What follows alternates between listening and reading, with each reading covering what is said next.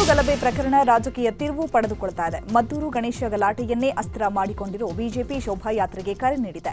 ಇವತ್ತು ಮದ್ದೂರು ಪಟ್ಟಣದಲ್ಲಿ ಪ್ರತಿಭಟನಾ ಮೆರವಣಿಗೆಗೆ ತಯಾರಿ ಮಾಡಿಕೊಂಡಿದೆ. ಕಲ್ಲು ತೂರಿದ ಸ್ಥಳಕ್ಕೆ ಭೇಟಿ ನೀಡಲಿರುವ ನಾಯಕರು ಗಾಯಾಳುಗಳಿಗೆ ಸಾಂತ್ವನ ಹೇಳಲಿದ್ದಾರೆ. ಪ್ರಕರಣದ ಸತ್ಯಾಸತ್ಯತೆ ತಿಳಿಯಲು ಸತ್ಯಶೋಧನಾ ತಂಡವನ್ನು ರಚಿಸಿದ್ದು 1 ವಾರದ ಒಳಗೆ ವರದಿ ಸಲ್ಲಿಸಲು ಸೂಚನೆ ನೀಡಲಾಗಿದೆ. ಹಾಗೆಯೇ ಇವತ್ತು ಗಣೇಶ ವಿಸರ್ಜನೆ ನಡೆಯಲಿದ್ದು, ವಿಸರ್ಜನೆ ಕಾರ್ಯಕ್ರಮದಲ್ಲಿ ಬಿಜೆಪಿ ನಾಯಕರು ಪಾಲ್ಗೊಳ್ಳಲಿದ್ದಾರೆ. ಇಂದು ಮದ್ದೂರಲ್ಲಿ ನಡೆಯುವಂಥ ಬಿಜೆಪಿ ಶೋಭಾಯಾತ್ರೆಗೆ ಬಿಗಿ ಬಂದೋಬಸ್ತ್ ಅನ್ನು ಮಾಡಲಾಗಿದೆ. ಅಹಿತಕರ ಘಟನೆ ನಡೆಯದಂತೆ ಪೊಲೀಸರು ಕಟ್ಟೆಚ್ಚರವನ್ನು ವಹಿಸಿದ್ದಾರೆ. ಮುನ್ನೆಚ್ಚರಿಕಾ ಕ್ರಮವಾಗಿ 800ಕ್ಕೂ ಹೆಚ್ಚು ಸಿಬ್ಬಂದಿ ಭದ್ರತೆಗೆ ನಿಯೋಜನೆ ಆಗಿರುವಂಥದ್ದು. ಜನರಲ್ಲಿ ಆತ್ಮವಿಶ್ವಾಸ ಮೂಡಿಸಲಿಕ್ಕೆ ಮುಖ್ಯ ರಸ್ತೆಯಲ್ಲಿ ಪೊಲೀಸರು ಹಾಗೂ ಅರಸೇನಾ ಪಡೆ ಪಥಸಂಚಲನ ಮಾಡಿತು.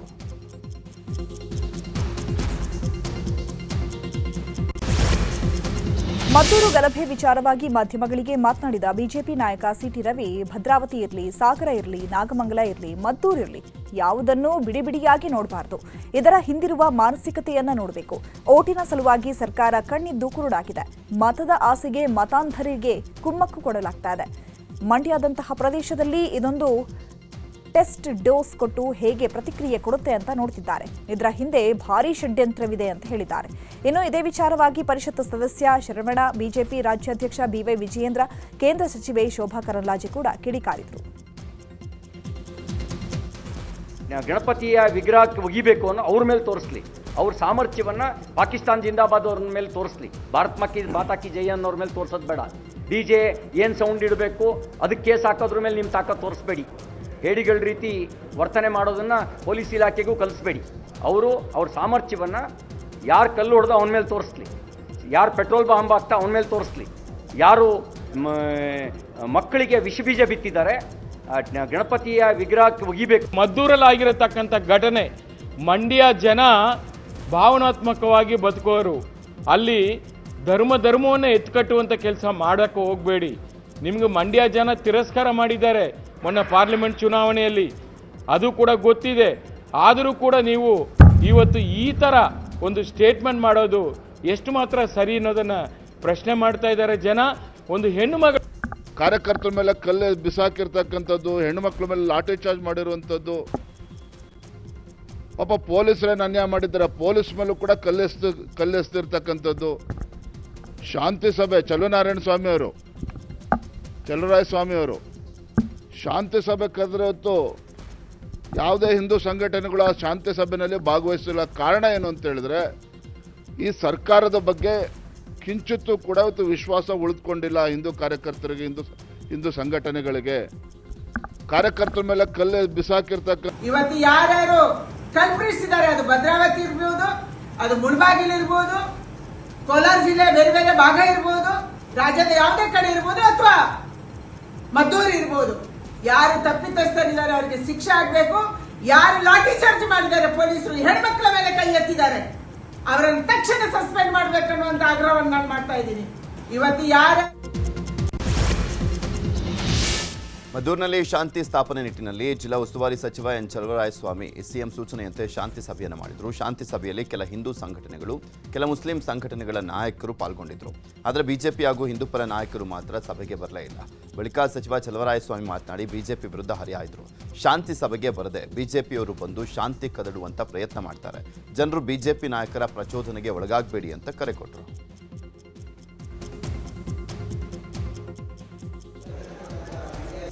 ಸೌಹಾರ್ದ ಕಾಪಾಡೋದಕ್ಕೆ ಮುಂದಾಗವ್ರು ಅಂತ ಮೆಸೇಜ್ ಇದೆ. ಅವ್ರು ಬಂದಿಲ್ಲ ಅಂದರೆ ಅವ್ರು ಅದಕ್ಕೆ ಬೇಕಿಲ್ಲ ಅಂತ, ಆದರೆ ನಮಗೆ ಬೇಕಿದೆ. ಈಗಾಗಲೇ ಮೊನ್ನೆ ನಡೆದಂಥ ಘಟನೆಗೆ ಕ್ರಮ ಆಗಿದೆ, ಹೆಚ್ಚಿನದಾಗಿ ತನಿಖೆ ಆಗುತ್ತೆ. ಎಲ್ಲರೂ ಬಂದಿಲ್ಲ. ಶಾಂತಿ ಸಭೆಗೆ ಪ್ರತಿ ಮನೆಗೂ ಬರಬೇಕು ಅಂತ ಹೇಳ್ತಕ್ಕಂಥದ್ದಲ್ಲ, ಒತ್ತಾಯವಾಗಿ ಕರೆಯುವಂಥದ್ದಲ್ಲ. ಶಾಂತಿ ಸಭೆನ ಕರೆಯುವಂಥ ಪ್ರಕ್ರಿಯೆ ಏನಿದೆ ಅದು ಕರೆದಿದ್ದಾರೆ. ಎಲ್ಲ ವಾರ್ಡಿನವ್ರಿಗೂ ನಿನ್ನೆ ನಾನೇ ಹೇಳಿದ್ದೀನಿ. ಅಲ್ಲಿರ್ತಕ್ಕಂಥ ಲೋಕಲಲ್ಲಿ ಎಲ್ಲ ಇಂಪಾರ್ಷಿಯಲ್ ಆಗಿ ಎಲ್ಲ ಪುರಸಭಾ ಸದಸ್ಯರು ಹೇಳ್ಕೊಳ್ಳಿ ಅಂತ ಹೇಳಿದ್ದೀನಿ. ಅದಕ್ಕಿಂತ ಏನು ಹೇಳ್ಬೇಕಾಯ್ತು, ಕಾಂಗ್ರೆಸ್ನವರು ಇದ್ದಾರೆ, ಜನತಾದಳದವರು ಇದ್ದಾರೆ ಸದಸ್ಯರು. ಆ ಸ್ಥಳೀಯವಾಗಿ ನಡೆದಂಥ ಘಟನೆಯಲ್ಲಿ ತಕ್ಷಣ ಬರಲಿಕ್ಕೆ ಅವ್ರಿಗೂ ಮನಸ್ಥಿತಿ ಇರಲ್ಲ. ಮುಂದೆ ಅವಶ್ಯಕತೆ ಬಿದ್ದು ಮಾಡಿದಾಗ ಇನ್ನೊಂದು ಸ್ವಲ್ಪ ನೀವು ಹೇಳಿದ್ದೆಲ್ಲ ಸರಿ.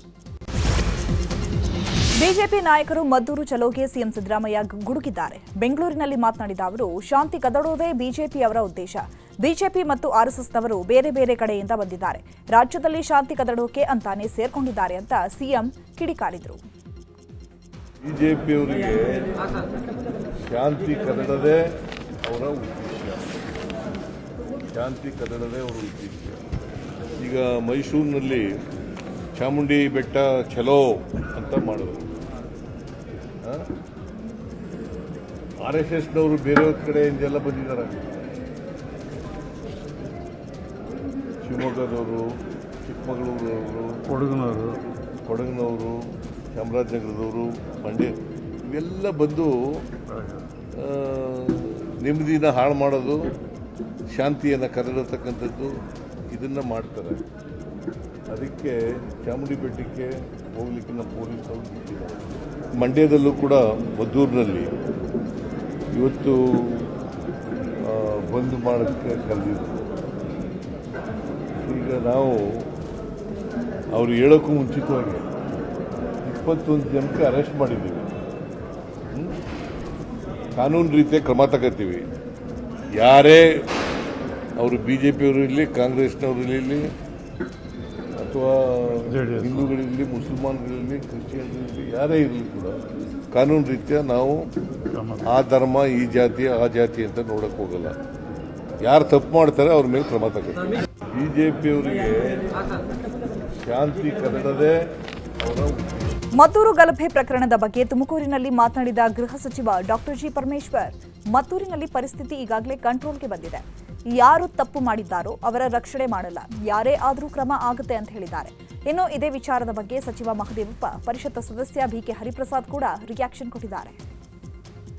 ಇವತ್ತು ಶಾಂತಿ ಸಭೆಯನ್ನು ನಮ್ಮ ಜಿಲ್ಲಾ ಸಚಿವರು ಕೂಡ ಮಾಡ್ತಾ ಇದ್ದಾರೆ. ಎರಡೂ ಸಮುದಾಯದವರು ಶಾಂತಿಯಿಂದ ಹೋಗಬೇಕು ಅಂತೇಳಿ ಇವತ್ತು ಸಭೆಯನ್ನು ಕರೆದಿದ್ದಾರೆ. ಈ ಮಧ್ಯೆ ಯಾರು ತಪ್ಪು ಮಾಡಿದ್ದಾರೆ ಅವರನ್ನು ಯಾವುದೇ ಕಾರಣಕ್ಕೂ ನಾವು ರಕ್ಷಣೆ ಮಾಡೋಕ್ಕೆ ಹೋಗೋದಿಲ್ಲ. ಅದು ಯಾರೇ ಇರಲಿ, ಹಿಂದೂಗಳಿರಲಿ, ಮುಸಲ್ಮಾನರಿರಲಿ, ಯಾರೇ ಇರಲಿ, ಅವರಿಗೆ ಕಾನೂನಿನ ಪ್ರಕಾರ ಮುಲಾಜಿಲ್ಲದೆ ಶಿಸ್ತಿನ ಕ್ರಮ ತಗೊಳ್ತೀವಿ. ಒಂದು ಯಾವ ಥರ ನಾವು ನಡ್ಕೋಬೇಕು ಅನ್ನೋ ಪರಿಜ್ಞಾನ ಇಲ್ಲ. ಧರ್ಮದ ಒಳಗಡೆ ರಾಜಕೀಯ ತಗೊಂಡೋಗಿ ಪ್ರತಿಯೊಂದಕ್ಕೂ ರಾಜಕೀಯ ಮಾಡಿಕೊಂಡು ಈ ಜನರ ಜೀವನದಲ್ಲಿ ಚೆಲ್ಲಾಟ ಆಡೋದು ಸರಿಯಲ್ಲ. ಮತ್ತು ಸಂಘಟನೆಗಳು ಸಾಮಾಜಿಕ ಜವಾಬ್ದಾರಿಯಿಂದ ನಾವು ಕೆಲಸ ಮಾಡಬೇಕು. ಕೋಮು ಭಾವನೆಗಳು, ಧರ್ಮದ ಹೆಸರಲ್ಲಿ, ಜಾತಿಯ ಹೆಸರಲ್ಲಿ ಸರ್ಕಾರವನ್ನು ಬುಡಮೇಲು ಮಾಡಲಿಕ್ಕೆ ಎಲ್ಲ ರೀತಿಯ ಪ್ರಯತ್ನವನ್ನು ಮಾಡಿದ್ದಾರೆ. ಅದಕ್ಕೆ ಸರ್ಕಾರವನ್ನು ಬುಡಮೇಲು ಮಾಡಲಿಕ್ಕೆ ಡಾಕ್ಟರೇಟ್ ತಗೊಂಡಿರ್ತಕ್ಕಂಥ ತಡಿಪಾರ್ ಅಮಿತ್ ಶಾ ಹತ್ರ ಹೋಗಿ ಸರ್ಕಾರದಲ್ಲಿ ಲಾ ಆ್ಯಂಡ್ ಆರ್ಡರ್, ಕಾನೂನು ಮತ್ತು ಸುವ್ಯವಸ್ಥೆ ಸರಿ ಇಲ್ಲ ಅಂತೇಳಿ ಏನಾದರೂ ಮಾಡಲಿಕ್ಕೆ ಚರಂಡಿಯಲ್ಲಿ ಮೀನು ಹಿಡಿಯೋ ಪ್ರಯತ್ನ ಭಾರತೀಯ ಜನತಾ ಪಾರ್ಟಿಯವರು ಮಾಡ್ತಾ ಇದ್ದಾರೆ.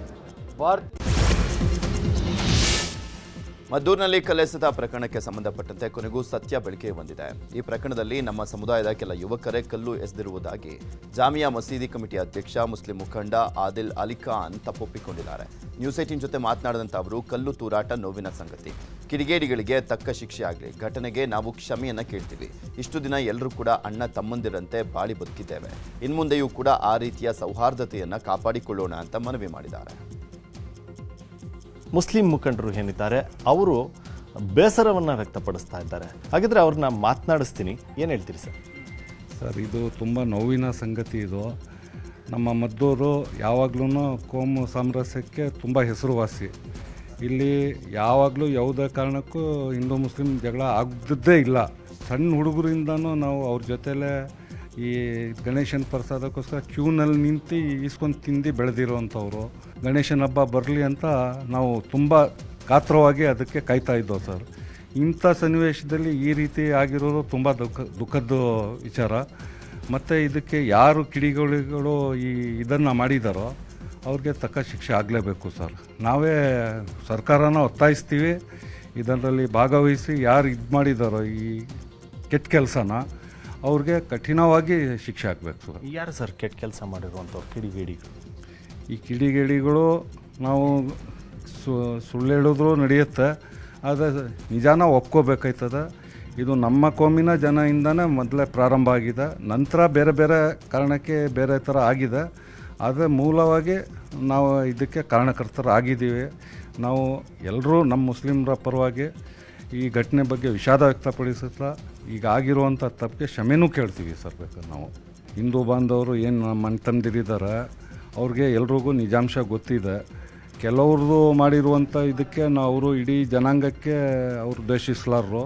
ಯಾಕಂದರೆ ಈ ಸಣ್ಣ ಘಟನೆಯಿಂದ ನಮ್ಮ ಬಾಂಧವ್ಯ ಕೆಡಲ್ಲ ಸರ್. ಮದ್ದವ್ರದ್ದು ಅವರು ನಾವು ಏನಾಗಿದ್ದೀವಿ ಅವರು ನಮ್ಮನ್ನ ಕೈ ಬಿಡೋದಿಲ್ಲ. ನಮ್ಮ CC ಕ್ಯಾಮ್ರಾ ಮತ್ತು ಸೋಷಿಯಲ್ ಮಾಧ್ಯಮದ ಮುಖಾಂತರ ಅವರು ಐಡೆಂಟಿಫೈ ಮಾಡಿ ಅವ್ರು ಎಲ್ರಿಗೂ ಅರೆಸ್ಟ್ ಮಾಡಿದ್ದಾರೆ ಸರ್. ಅರೆಸ್ಟ್ ಮಾಡಿ ಅದರಲ್ಲಿ ಕಾನೂನಲ್ಲಿ ಏನು ಕಠಿಣವಾದ ಸಜೆ ಕೊಡ್ಬೋದು ಅದನ್ನು ಅವ್ರಿಗೆ ಕೊಡಲೇಬೇಕು ಸರ್. ಮತ್ತು ನನ್ನ ಹಿಂದೂ ಬಾಂಧವರಲ್ಲಿ ನಂದು ಕಳಕಳಿಯ ಮನವಿ, ಯಾರೋ ಮಾಡೋದು ತಪ್ಪಿಗೆ ಯಾರಿಗೋ ಸಜೆ ಕೊಡೋದು, ಶಿಕ್ಷೆ ಕೊಡೋದು ಬೇಡ.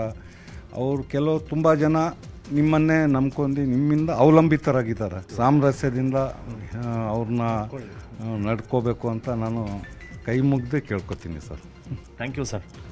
ಇದು ಏನು ಮದ್ದೂರು ಗಲಭೆಯ ನಂತರದ ಮುಸ್ಲಿಂ ಮುಖಂಡರು ಮಾತನಾಡ್ತಾ ಇರುವಂಥದ್ದು. ಕ್ಯಾಮ್ರಾ ಪರ್ಸನ್ ಹೆಡ್ವಿನ್ ಜೊತೆ ಸುನಿಲ್ ಗೌಡ, ನ್ಯೂಸ್ 18. ಮುಂದಿನ ಜನ್ಮದಲ್ಲಿ ಮುಸ್ಲಿಂ ಆಗಿ ಹುಟ್ಟಬೇಕು ಅನ್ನೋ ಆಸೆ ಇದೆ ಅಂತ ಶಾಸಕ ಬಿಕೆ ಸಂಗಮೇಶ್ ಹೇಳಿದ್ದಾರೆ. ಭದ್ರಾವತಿಯಲ್ಲಿ ನಿನ್ನೆ ನಡೆದ ಮಿಲಾದ್ ಮೆರವಣಿಗೆ ಸಂದರ್ಭದಲ್ಲಿ ಶಾಸಕ ಸಂಗಮೇಶ್ ಅಭಿಲಾಷೆ ವ್ಯಕ್ತಪಡಿಸಿದ್ದಾರೆ. ಇದೇ ವೇಳೆ ತಮ್ಮ ಪುತ್ರ ಗಣೇಶನ ಮೇಲೆ ನಿಮ್ಮ ಆಶೀರ್ವಾದ ಇರಲಿ ಅಂತ ಮನವಿಯನ್ನು ಮಾಡಿದ್ದಾರೆ.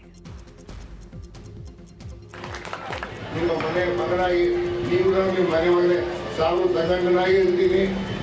ಇನ್ನು ಬಿಕೆ ಸಂಗಮೇಶ್ ಹೇಳಿಕೆಗೆ ಬಿಜೆಪಿ ಶಾಸಕ ಸುನಿಲ್ ಕುಮಾರ್ ಕಿಡಿಕಾರಿದ್ದಾರೆ. ಮುಂದಿನ ಜನ್ಮ ಇಸ್ಲಾಂನಲ್ಲಿ ಎಂಬ ಹೇಳಿಕೆ ಕಾಂಗ್ರೆಸ್ ಶಾಸಕರ ಬಾಯಲ್ಲಿ ಬರಲಾರಂಭಿಸಿದೆ.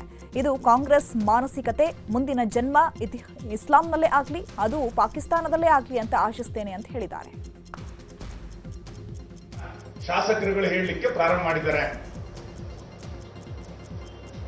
ಇಸ್ಲಾಮಲ್ಲೇ ಜನ್ಮ ತಾಳಿ ಅದು ಪಾಕಿಸ್ತಾನದಲ್ಲಿ ಆಗಲಿ ಅಂತ ನಾನು ಆಶಿಸ್ತೇನೆ. ಕಾಂಗ್ರೆಸ್ಸಿನ ಮಾನಸಿಕತೆ ಹೆಂಗಿದೆ ಅಂತ ನೋಡಿ, ಒಬ್ಬ ಶಾಸಕನ ಬಾಯಲ್ಲಿ ಬಂದಿದೆ. ಶಿವಮೊಗ್ಗ ಜಿಲ್ಲೆ ಭದ್ರಾವತಿಯಲ್ಲಿ ಪಾಕ್ ಪರ ಘೋಷಣೆ ಮತ್ತೊಂದು ವಿಡಿಯೋ ವೈರಲ್ ಆಗಿದೆ. ಈದ್ ಮಿಲಾದ್ ಮೆರವಣಿಗೆ ವೇಳೆ ಪಾಕ್ ಪರ ಘೋಷಣೆ ಕೂಗಿದ್ದಾರೆ ಅಂತ ಹೇಳಲಾಗಿದೆ. ಭದ್ರಾವತಿಯ ಸೀಗೆಬಾಗಿಯ ವೃತ್ತದಲ್ಲಿ ಈ ಘಟನೆ ನಡೆದಿದೆ. ಈಗಾಗಲೇ ಗಾಂಧಿ ವೃತ್ತದಲ್ಲಿ ಘೋಷಣೆ ಹಾಕಿದ ಕುರಿತು ಮೊದಲ ವಿಡಿಯೋ ವೈರಲ್ ಆಗಿತ್ತು. ಈಗ ಮತ್ತೊಂದು ವಿಡಿಯೋ ವೈರಲ್ ಆಗಿದೆ. ಅಕ್ರಮ ಆಸ್ತಿ ಗಳಿಕೆ ಪ್ರಕರಣದಲ್ಲಿ ಕಾಂಗ್ರೆಸ್ ಶಾಸಕ ಸತೀಶ್ ಸೈಲ್ ಅವರನ್ನ ಇಡಿ ಅಧಿಕಾರಿಗಳು ಬಂಧಿಸಿದ್ದಾರೆ. ಆಗಸ್ಟ್ 14ರಂದು ಸತೀಶ್ ಸೈಲ್ಗೆ ಸೇರಿದ್ದ ಕಾರವಾರ, ಮುಂಬೈ, ದೆಹಲಿ ಹಾಗೂ ಗೋವಾದ ಮನೆ ಕಚೇರಿಗಳ ಮೇಲೆ ಇಡಿ ದಾಳಿ ನಡೆಸಿತ್ತು. ಈ ವೇಳೆ 1.68 ಕೋಟಿ ರೂಪಾಯಿ ನಗದು, 6.75 ಕೆಜಿಯಷ್ಟು ಚಿನ್ನ ಪತ್ತೆಯಾಗಿತ್ತು. ಬ್ಯಾಂಕ್ ಖಾತೆಗಳಲ್ಲಿ 14.13 ಕೋಟಿ ರೂಪಾಯಿ ಫ್ರೀಸ್ ಮಾಡಿಸಲಾಗಿತ್ತು. ಇದೀಗ ಶಾಸಕರ ಬಂಧನವಾಗಿದೆ. ರಾತ್ರಿಯೇ ಮೆಡಿಕಲ್ ಟೆಸ್ಟ್ ನಡೆಸಿ ಜಡ್ಜ್ ಮನೆಗೆ ಹಾಜರುಪಡಿಸಲಾಯಿತು. ಸದ್ಯ ನ್ಯಾಯಾಧೀಶರು ಇವತ್ತು ಮಧ್ಯಾಹ್ನದವರೆಗೆ ಇಡಿ ಕಸ್ಟಡಿಗೆ ನೀಡಿ ಆದೇಶ ನೀಡಿದ್ದಾರೆ. ಮಾಜಿ ಸಚಿವ ವಿನಯ್ ಕುಲಕರ್ಣಿಗೆ 2 ದಿನ ಮಧ್ಯಂತರ ಜಾಮೀನು ಸಿಕ್ಕಿದೆ. ಮಗನ ಆಪರೇಷನ್ ಹಿನ್ನೆಲೆಯಲ್ಲಿ ಮಧ್ಯಂತರ ಜಾಮೀನು ಕೊಡಲಾಗಿದೆ. ಸೆಪ್ಟೆಂಬರ್ 11ರ ಸಂಜೆ 5 ಗಂಟೆಗೆ ಕೋರ್ಟ್ಗೆ ಹಾಜರಾಗಬೇಕು. ಯಾವುದೇ ಮೀಟಿಂಗ್ ಮಾಡುವಂತಿಲ್ಲ, ಯಾವುದೇ ರ್ಯಾಲಿ ಮಾಡುವಂತಿಲ್ಲ ಅಂತ ಕೋರ್ಟ್ ಖಡಕ್ ಎಚ್ಚರಿಕೆಯನ್ನು ನೀಡಿ ಮಧ್ಯಂತರ ಜಾಮೀನನ್ನು ಮಂಜೂರು ಮಾಡಿದೆ. ಇಂದು ಜೈಲಿನಿಂದ ವಿನಯ್ ಕುಲಕರ್ಣಿ ರಿಲೀಸ್ ಆಗಲಿದ್ದಾರೆ. ಚಿತ್ರದುರ್ಗ ಶಾಸಕ ವೀರೇಂದ್ರ ಪಪ್ಪಿ ಮನೆ ಹಾಗೂ ಕಚೇರಿಯಲ್ಲಿ 24 ಕೋಟಿ ಮೌಲ್ಯದ ಚಿನ್ನಾಭರಣ ಮತ್ತು ಬೆಳ್ಳಿ ವಸ್ತುಗಳು ಪತ್ತೆಯಾಗಿವೆ. ಪಪ್ಪಿಗೆ ಸೇರಿದ್ದ ಚಳ್ಳಕೆರೆಯ ಮನೆ, ಕಚೇರಿ ಸೇರಿದಂತೆ ದೇಶದ ಬೇರೆ ಬೇರೆ ಕಡೆಗಳಲ್ಲಿ ಪಪ್ಪಿಗೆ ಸಂಬಂಧಿಸಿದ ಪ್ರದೇಶಗಳಲ್ಲಿ ದಾಳಿ ಮಾಡಿದ ಇಡಿ ಅಧಿಕಾರಿಗಳು ಬಳಿಕ ಬಂಧಿಸಿದರು. ಒಟ್ಟಾರೆ ದಾಳಿಯಲ್ಲಿ 100 ಕೋಟಿಗೂ ಅಧಿಕ ಮೌಲ್ಯದ ಆಸ್ತಿಪಾಸ್ತಿ ಪತ್ತೆಯಾಗಿದೆ. ಧರ್ಮಸ್ಥಳ ಶವ ಊತಿಟ್ಟ ಪ್ರಕರಣದ ಸಂಬಂಧ ಕೇರಳ ಯೂಟ್ಯೂಬರ್ ಮನಫ್ ಎಸ್ಐಟಿ ವಿಚಾರಣೆಗೆ ಹಾಜರಾಗಿದ್ದರು. ವಿಚಾರಣೆಗೆ ಹಾಜರಾಗುವ ಮುನ್ನ ಮಾಧ್ಯಮಗಳಿಗೆ ಮಾತನಾಡಿದಂಥ ಮನಫ್, ನನಗೆ ಯಾವುದೇ ಹೆದರಿಕೆ ಇಲ್ಲ, ನಾನು ಒಬ್ಬನೇ ಬಂದಿದ್ದೇನೆ, ಯಾವ ಪೊಲೀಸ್ ಸೆಕ್ಯೂರಿಟಿ ಕೂಡ ಇಲ್ಲ, ನಾನು ದೇವಸ್ಥಾನದ ವಿರುದ್ಧ ಹಾಗೂ ಆರೋಪಿ ಇವರೇ ಅಂತ ಹೇಳಿಲ್ಲ. ಸುಜಾತ ಭಟ್ ವಿಚಾರದಲ್ಲಿ ನನಗೆ ಬೇಜಾರಾಗಿದೆ ಅಂತ ಹೇಳಿದ್ದಾರೆ. ಧರ್ಮಸ್ಥಳ ಬುರುಡೆ ಕೇಸ್ ಸಂಬಂಧ ಗಿರೀಶ್ ಮಟ್ಟಣ್ಣವರ್ ಹಾಗೂ ಸೌಜನ್ಯ ಮಾವ ವಿಠಲ್ ಗೌಡ ಕೂಡ ವಿಚಾರಣೆಗೆ ಹಾಜರಾಗಿದ್ದರು. ಬೆಳ್ತಂಗಡಿ ಎಸ್ಐಟಿ ಕಚೇರಿಯಲ್ಲಿ ಅಧಿಕಾರಿಗಳು ವಿಚಾರಣೆಯನ್ನು ಮಾಡಿದರು. ರೇಣುಕಾಸ್ವಾಮಿ ಕೊಲೆ ಪ್ರಕರಣದಲ್ಲಿ ಜೈಲು ಪಾಲಾಗಿರುವ ನಟ ದರ್ಶನ್ಗೆ ಕೊಂಚ ರಿಲೀಫ್ ಸಿಕ್ಕಿದೆ. ಪರಪ್ಪನ ಅಗ್ರಹಾರ ಜೈಲಲ್ಲೇ ಹೆಚ್ಚುವರಿ ಹಾಸಿಗೆ, ದಿಂಬು ನೀಡಲು ಕೋರ್ಟ್ ಅನುಮತಿ ನೀಡಿದೆ.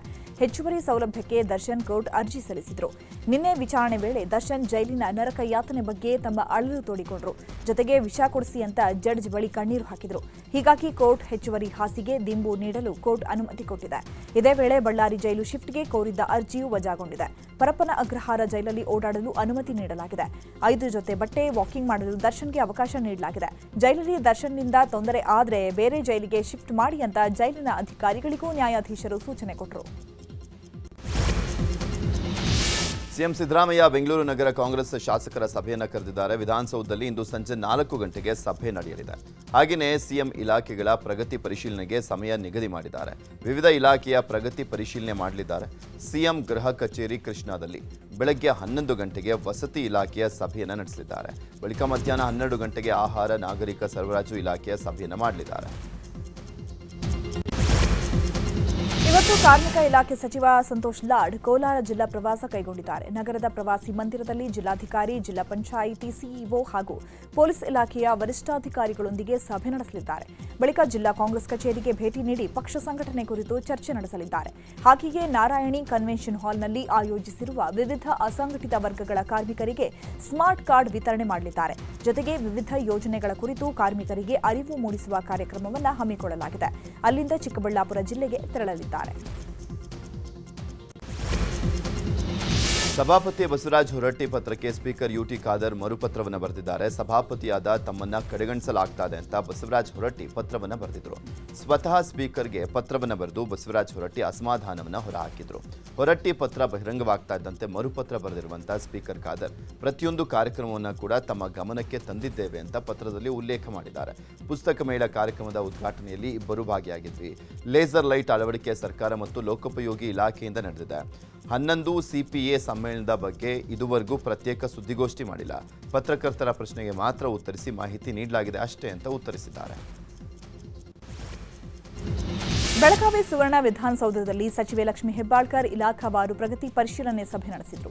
ಬಳಿಕ ಮಾತನಾಡಿದ ಹೆಬ್ಬಾಳ್ಕರ್, ಬೆಳಗಾವಿ ವಿಭಾಗದ ಮಟ್ಟದ ಪ್ರಗತಿ ಪರಿಶೀಲನೆ ಸಭೆ ಮಾಡಿದ್ದೇವೆ. 7 ಜಿಲ್ಲೆಯ ಪ್ರಗತಿ ಪರಿಶೀಲನೆ ಮಾಡಿದ್ದೇವೆ. ಈಗಾಗಲೇ 3 ವಿಭಾಗ ಮಟ್ಟದ ಸಭೆ ಮಾಡಿದ್ದೇವೆ. ಈಗ ಬೆಳಗಾವಿ ವಿಭಾಗ ಮಟ್ಟದ ಸಭೆ ಮಾಡಿದ್ದೇವೆ.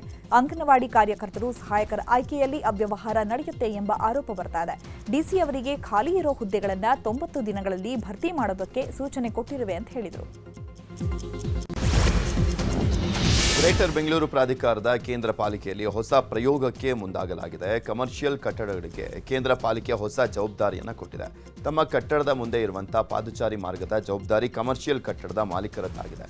ಪಾದಚಾರಿ ಮಾರ್ಗದ ಜೊತೆಗೆ ಸಸಿಗಳನ್ನು ಪೋಷಿಸಬೇಕು. ಪ್ರಾಯೋಗಿಕವಾಗಿ ಇಂದಿರಾನಗರದಲ್ಲಿ ಜಾರಿಯಾಗಿದ್ದು ಕೇಂದ್ರ ನಗರ ಪಾಲಿಕೆ ಆಯುಕ್ತ ರಾಜೇಂದ್ರ ಚೋಳನ್ ನಿರ್ಧಾರ ಮಾಡಿದ್ದಾರೆ. ಅಕ್ರಮವಾಗಿ ಸಂಗ್ರಹಿಸಿ ಇಟ್ಟಿದ್ದ 4 ಕಡೆ ಆಹಾರ ಇಲಾಖೆ ದಾಳಿ ನಡೆಸಿ ಅಪಾರ ಪ್ರಮಾಣದ ಅಕ್ಕಿಯನ್ನು ವಶಪಡಿಸಿಕೊಂಡಿದೆ. ಗದಗ ಜಿಲ್ಲೆ ಮುಂಡರಗಿ ತಾಲೂಕಿನ ಕದಾಂಪುರ ಶಿರೋಳ ಡೋಣಿಯಲ್ಲಿ ರೇಡ್ ಮಾಡಲಾಗಿದೆ. ಕದಾಂಪುರ ಗ್ರಾಮದಲ್ಲಿ 25 ಕ್ವಿಂಟಾಲ್ ಹಾಗೂ ಶಿರೋಳ ಗ್ರಾಮದಲ್ಲಿ 93 ಕ್ವಿಂಟಾಲ್ ಅಕ್ಕಿ ವಶಪಡಿಸಿಕೊಳ್ಳಲಾಗಿದೆ. ಶಿರೋಳ ಗ್ರಾಮದ ಬೂದಪ್ಪ ಅನ್ನೋರಿಗೆ ಸೇರಿದ 93 ಕ್ವಿಂಟಾಲ್ ಪಡಿತರ ಅಕ್ಕಿ, ಡೋಣಿ ಗ್ರಾಮದಲ್ಲಿ 40 ಕ್ವಿಂಟಾಲ್ ಪಡಿತರ ಅಕ್ಕಿ, ಬೆಟಗೇರಿಯಲ್ಲಿ 30 ಕ್ವಿಂಟಾಲ್ ಅಕ್ಕಿಯನ್ನು ವಶಪಡಿಸಿಕೊಳ್ಳಲಾಗಿದೆ. ಶಿವಮೊಗ್ಗದಿಂದ ಗೋವಾಕ್ಕೆ ತೆರಳಬೇಕಾಗಿದ್ದಂಥ ಸ್ಟಾರ್ ಏರ್ಲೈನ್ಸ್ ವಿಮಾನ ರದ್ದಾಗಿದ್ದರಿಂದ ಪ್ರಯಾಣಿಕರು ಪರದಾಟವನ್ನು ಮಾಡಿದರು. ಮಧ್ಯಾಹ್ನ 2 ಗಂಟೆಗೆ ಗೋವಾಕ್ಕೆ ವಿಮಾನ ಹೋಗಬೇಕಾಗಿತ್ತು. ಆದರೆ ಕಾರಣಾಂತರಗಳಿಂದ ಗೋವಾ ವಿಮಾನ ರದ್ದಾಗಿದೆ. ಈ ವೇಳೆ ಸ್ಟಾರ್ ಏರ್ಲೈನ್ಸ್ ಊಟ ನೀರಿನ ವ್ಯವಸ್ಥೆ ಕೂಡ ಮಾಡಿರಲಿಲ್ಲ. ಇದರಿಂದ ಪ್ರಯಾಣಿಕರು ಆಕ್ರೋಶಗೊಂಡರು. ಅಲ್ಲದೆ ಯಾವುದೇ ಮುನ್ಸೂಚನೆಯೂ ಕೂಡ ನೀಡದೆ ವಿಮಾನ ರದ್ದು ಮಾಡಿದ್ದಕ್ಕೆ ಕಿಡಿಕಾರಿದರು. ಧಾರವಾಡ ಜಿಲ್ಲೆಯ ಗುಡಿಸಾಗರ ಗ್ರಾಮದಲ್ಲಿ ಕೆರೆ ನೀರು ಕುಡಿದು 15 ಮಂದಿ ಅಸ್ವಸ್ಥರಾಗಿದ್ದಾರೆ. ನಿರಂತರವಾಗಿ ಕೆರೆ ನೀರು ಕುಡಿತಾ ಇದ್ದಿದ್ದರಿಂದ ವಾಂತಿ ಭೇದಿಯಾಗಿದೆ. ಹೀಗಾಗಿ 15 ಮಂದಿ ಆಸ್ಪತ್ರೆಗೆ ದಾಖಲಾಗಿದ್ದಾರೆ. ಇನ್ನು ಆಸ್ಪತ್ರೆಗೆ ತಹಸೀಲ್ದಾರ್ ಡಿಎಚ್ಒ ಭೇಟಿ ನೀಡಿ ಪರಿಶೀಲಿಸಿದ್ದಾರೆ. ಚಿಕ್ಕಬಳ್ಳಾಪುರದ ಚಿಂತಾಮಣಿ ನಗರದ ನಡು ರಸ್ತೆಯಲ್ಲೇ ಭೀಕರ ಕೊಲೆ ನಡೆದಿದೆ. ವೆಂಕಟಗಿರಿ ಕೋಟೆ ನಿವಾಸಿ ಅರ್ಬಾಜ್ನನ್ನ ಫರ್ಹಾದ್ ಕೊಲೆ ಮಾಡಿ ಎಸ್ಕೇಪ್ ಆಗಿದ್ದಾನೆ. ಇವರಿಬ್ಬರು ಪ್ರತ್ಯೇಕವಾಗಿ ಹಣ್ಣಿನ ವ್ಯಾಪಾರವನ್ನ ಮಾಡ್ತಾ ಇದ್ರು. ಈ ವೇಳೆ ತಮಾಷೆಯಾಗಿ ಮಾತನಾಡ್ತಾ ಇದ್ದಂಥ ಸಂದರ್ಭದಲ್ಲಿ ಅದೇನಾಯ್ತೋ ಗೊತ್ತಿಲ್ಲ, ದ್ರಾಕ್ಷಿ ಕತ್ತರಿಸುವ ಕತ್ತರಿಯಿಂದ ಕತ್ತಿಗೆ ತಿವಿದು ಫರ್ಹಾದ್ ಪರಾರಿಯಾಗಿದ್ದಾನೆ. ಪರಿಶಿಷ್ಟ ಜಾತಿಗೆ ಸೇರಿದ ಬಾಲಕಿಯನ್ನು ಅಪಹರಿಸಿ ಅತ್ಯಾಚಾರವೆಸಗಿದ ಆರೋಪಿಗೆ ಕೋರ್ಟ್ 20 ವರ್ಷ ಜೈಲು ಶಿಕ್ಷೆ ವಿಧಿಸಿದೆ. 2023ರ ಮೇ 10ರಂದು ಕೊಪ್ಪಳ ಜಿಲ್ಲೆ ಕುಷ್ಟಗಿ ತಾಲೂಕಿನ ಪರಮನಹಟ್ಟಿಯ ಹನುಮಂತ ಕುಂಬಾರ ಎಂಬ ವ್ಯಕ್ತಿ ಬಾಲಕಿಯನ್ನ ಮದುವೆ ಆಗುವುದಾಗಿ ಪುಸಲಾಯಿಸಿ ಅತ್ಯಾಚಾರ ಎಸಗಿದ್ದ. ಈ ಬಗ್ಗೆ ದೂರು ದಾಖಲಾಗಿತ್ತು. ಆರೋಪಿಯನ್ನ ಪೊಲೀಸರು ಬಂಧಿಸಿದ್ರು. ಈಗ ಕೊಪ್ಪಳ ಹೆಚ್ಚುವರಿ ಜಿಲ್ಲಾ ಹಾಗೂ ಸತ್ರ ನ್ಯಾಯಾಧೀಶರು ದಂಡ ಸಹಿತ 20 ವರ್ಷಗಳ ಜೈಲು ಶಿಕ್ಷೆ ವಿಧಿಸಿ ತೀರ್ಪು ಕೊಟ್ಟಿದ್ದಾರೆ.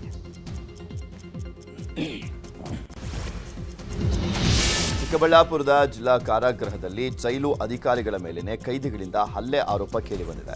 ಸಹಾಯಕ ಜೈಲು ಅಧಿಕಾರಿ ಮಲ್ಲಿಕಾರ್ಜುನ ಮೇಲೆ ಕುಖ್ಯಾತ ರೌಡಿ ಶೀಟರ್ ಬಾಂಬೆ ಸಲೀಂ ಹಾಗೂ ಸಹಚರರಿಂದ ಹಲ್ಲೆ ಮಾಡಲಾಗಿದೆ ಅಂತ ಆರೋಪವನ್ನ ಮಾಡಲಾಗಿದೆ. ನ್ಯಾಯಾಲಯಕ್ಕೆ ಹೋಗುವಂತ ವಿಚಾರ ಮೊದಲೇ ಯಾಕೆ ತಿಳಿಸಿಲ್ಲ, ನನಗೆ ತಿಂಡಿ ಮಾಡೋಕೆ ಆಗಲಿಲ್ಲ ಅಂತ ಸಹ ಜೈಲು ಅಧಿಕಾರಿಯನ್ನೇ ಕೊಠಡಿಯಲ್ಲಿ ಕೂಡಿ ಹಾಕಿ ಹಲ್ಲೆ ಮಾಡಲಾಗಿದೆ. ಹೀಗಾಗಿ ಜೈಲಿಗೆ ಕಾರಾಗೃಹ ಇಲಾಖೆ ಡಿಐಜಿ ಭೇಟಿ ನೀಡಿ ಪರಿಶೀಲಿಸಿದ್ದಾರೆ. ತುಮಕೂರು ನಗರದ ಗುಬ್ಬಿ ಗೇಟ್ನಲ್ಲಿ ಅನುಮತಿ ಪಡೆಯದೆ ಹಿಂದೂ ಮಹಾಗಣಪತಿ ಮಹಾದ್ವಾರ ನಿರ್ಮಾಣ ಮಾಡಲಾಗಿತ್ತು. ಹೀಗಾಗಿ ಮಹಾದ್ವಾರವನ್ನು ಮಹಾನಗರ ಪಾಲಿಕೆ ತೆರವುಗೊಳಿಸಿದೆ. ಪೊಲೀಸ್ ಬಂದೋಬಸ್ತ್ನೊಂದಿಗೆ ತೆರವು ಮಾಡಲಾಗಿರುವಂಥದ್ದು. ಇದೇ 13ರಂದು ಗಣೇಶ ವಿಸರ್ಜನಾ ಮೆರವಣಿಗೆ ಪ್ರಯುಕ್ತ ಮಹಾದ್ವಾರ ನಿರ್ಮಾಣ ಮಾಡಲಾಗಿತ್ತು. ಆದರೆ ಏಕಾಏಕಿ ಮಹಾದ್ವಾರವನ್ನು ತೆರವು ಮಾಡಿದ್ದಕ್ಕೆ ಹಿಂದೂ ಸಂಘಟನೆಗಳು ಆಕ್ರೋಶವನ್ನು ವ್ಯಕ್ತಪಡಿಸಿವೆ.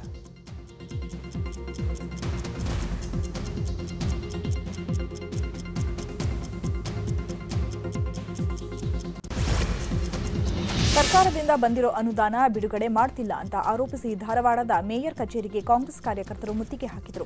ಮೇಯರ್ ಜ್ಯೋತಿ ಪಾಟೀಲ್ ಕಚೇರಿಗೆ ಬೀಗ ಹಾಕಿ ಕಾರ್ಯಕರ್ತರು ಪ್ರತಿಭಟನೆ ನಡೆಸಿದರು. ವಿನಯ್ ಕುಲಕರ್ಣಿ ಕ್ಷೇತ್ರದ ವ್ಯಾಪ್ತಿಗೆ ಬರೋ ಮಹಾನಗರ ಪಾಲಿಕೆಯ 9 ವಾರ್ಡ್ಗಳಿಗೆ 10 ಕೋಟಿ ಅನುದಾನ ರಿಲೀಸ್ ಮಾಡಲಾಗಿದೆ. ಆದರೆ ಅದನ್ನು ಬಿಡುಗಡೆ ಮಾಡಲು ವಿಳಂಬ ಮಾಡಲಾಗ್ತಾ ಇದೆ ಅಂತ ಆಕ್ರೋಶ ವ್ಯಕ್ತಪಡಿಸಿದರು. ಬಳಿಕ ಪೊಲೀಸರು ಬಂದು ಕಚೇರಿ ಬೀಗ ತೆಗೆಸಿದ್ರು. ಕಾರ್ಯಕರ್ತರನ್ನ ತಡೆಯಲು ಪೊಲೀಸರು ಹರಸಾಹಸಪಟ್ಟರು. ಕೂಡಲೇ ಅನುದಾನ ಬಿಡುಗಡೆಗೊಳಿಸುವಂತೆ ಕಾರ್ಯಕರ್ತರು ಆಗ್ರಹಿಸಿದರು.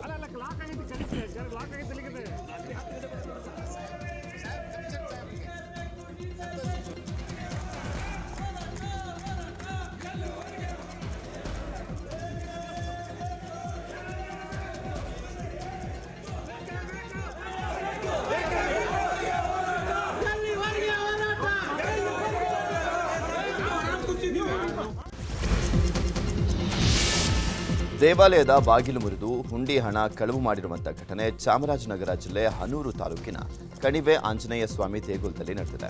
ಅಜ್ಜಿಪುರ ಹನೂರು ಮಾರ್ಗದಲ್ಲಿರುವಂತಹ ಈ ದೇವಾಲಯ ಬಾಗಿಲು ಮುರಿದು ಒಳನುಗ್ಗಿರುವಂತಹ ಹುಂಡಿ ಬೀಗ ಒಡೆದು ಹಣ ದೋಚಿ ಪರಾರಿಯಾಗಿದ್ದಾರೆ.